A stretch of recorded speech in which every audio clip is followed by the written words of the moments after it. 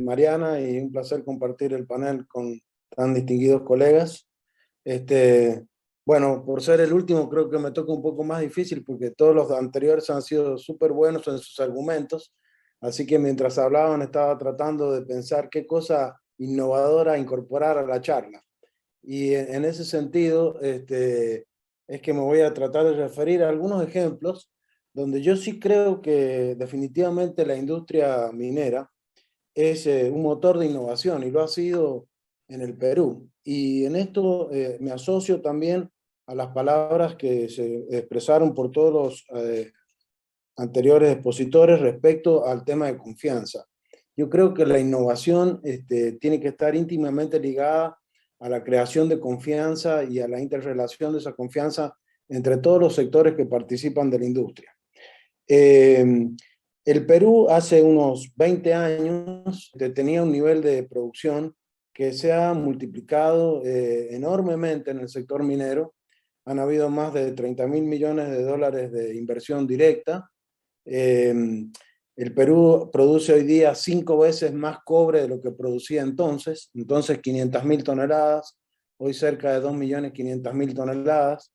Es el séptimo productor mundial de oro, el segundo productor mundial de zinc, el segundo productor mundial de plata y el tercer productor mundial de plomo. Así que el avance que se ha hecho es enorme. El desafío está en cómo crear las condiciones de confianza para que esas inversiones se sigan desarrollando en base a esa cartera que hay todavía de 50, 60.000 millones de dólares por desarrollar y tal vez más.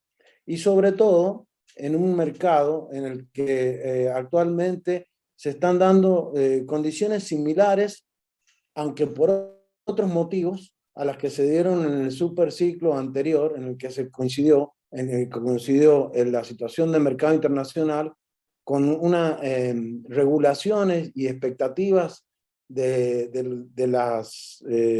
los hacedores de política que promovieron esa inversión. Y me refiero a que hoy día el cobre está a más de 4.3 dólares por libra, el oro ha superado los 1.800 dólares la onza, el zinc está en más de 3.200 dólares la tonelada, y los fundamentos de esto, además de algunos casos especiales que están relacionados a la pandemia, tienen que ver justamente con lo que decía el señor César Butrón en relación a la tremenda expectativa que se está generando en el mundo sobre la electrificación y la electromovilidad, donde los cambios energéticos van a ser paradigmáticos y para los cuales se requiere innumerable cantidad de metales, mucho más de los que se están usando hoy día. Solamente para dentro de 10 años se prevé un déficit de cobre del orden de 5 millones de toneladas a nivel mundial. ¿De dónde van a salir esos 5 millones de toneladas si, por ejemplo, en toda Latinoamérica se están desarrollando dos proyectos grandes hoy día en Perú, uno donde está Mariana, creo, en Quellaveco, y el otro, Mina Justa, que está terminando? No hay otro en cartera por el momento, y en Chile solamente uno, que es Quebrada Blanca, en términos de cobre.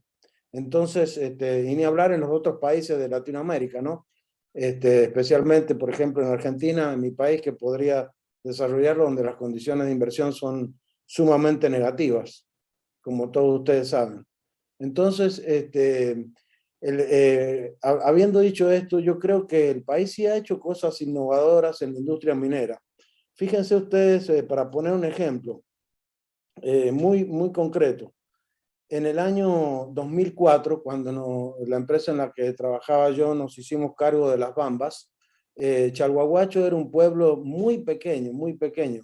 Quienes hayan tenido oportunidad de estar por ahí en la zona, yo estuve desde entonces muchísimas veces y he vivido en la cordillera y en la sierra ahí muchos años. Llegamos y había, para decirles una cosa, un hotel que tenía techo de calamina y que uno se acostaba en la cama y le caían las gotas de la lluvia en la cabeza de noche. Entonces, hoy día tiene 20 hoteles o más, Chalhuahuacho. y se ha desarrollado enormemente gracias al desarrollo de ese proyecto. Es cierto que falta y ha faltado desarrollar esa matriz de confianza y decir, ¿cómo es que no se terminaron de desarrollar todas estas comunidades? Bueno, obviamente que falta, pero, se ha avanzado muchísimo.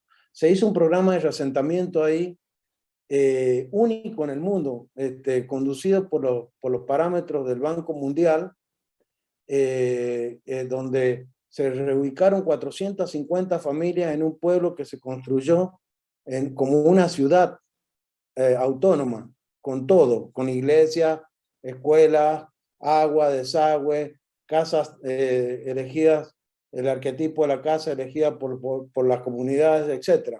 Aún así, creo que todavía falta muchísimo para construir, y la innovación para seguir haciendo en ese sentido está en cómo hacemos, como decía Felipe, para construir esos lazos de confianza desde el sector privado, en avanzar más sobre el entendimiento que las comunidades tienen que tener para apoyar estos desarrollos, porque sin duda no hay posibilidades de grandes desarrollos si es que no pasan por el sector minero en un país tan rico en minería como el Perú, donde además se ha probado, y está muy probado, que es muy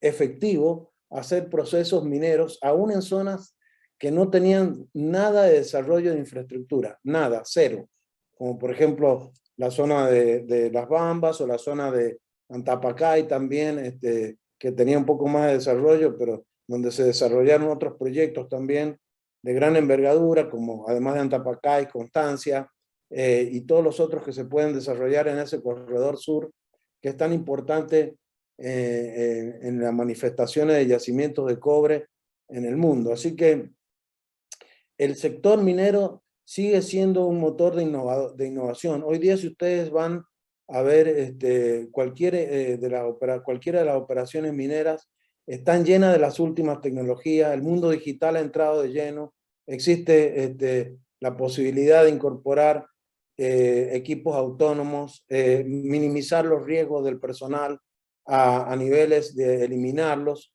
en algunos casos.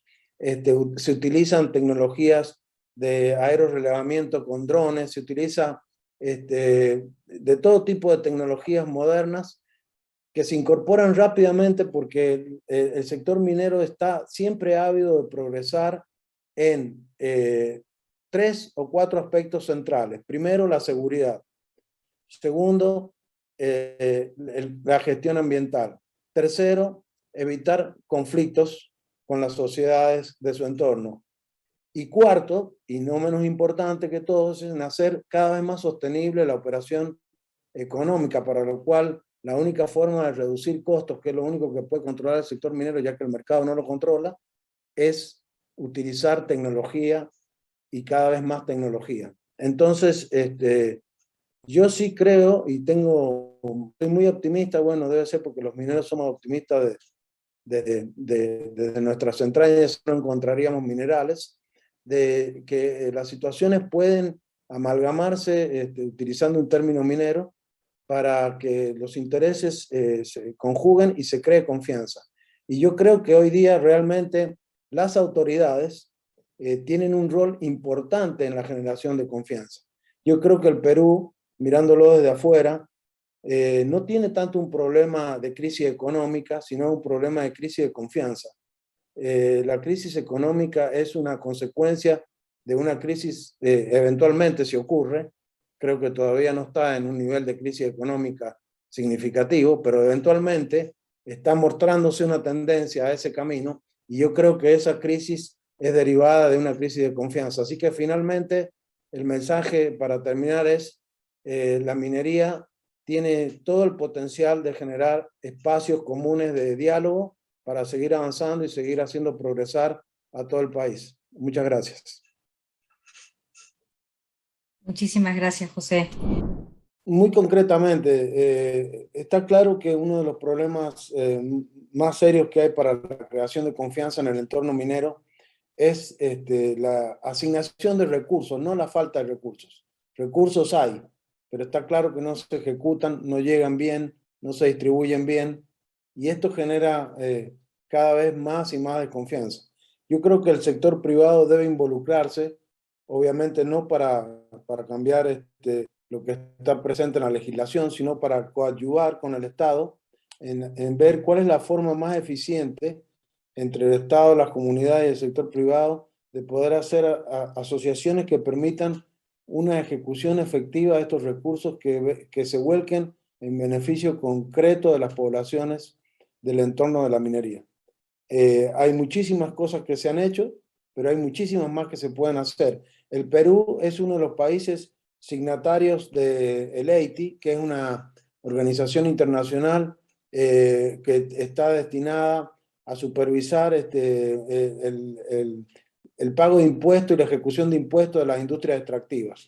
Yo creo que a través de ese vehículo del EITI se podrían hacer muchas cosas más de las que se hacen, y esto es una cosa que eminentemente depende de la interacción entre el sector privado y el sector público, porque ambos tienen que participar en ese mecanismo. Así que creo que por ahí deberían tratar de buscarse las ejecuciones que sean mucho más efectivas de lo que han sido hasta ahora.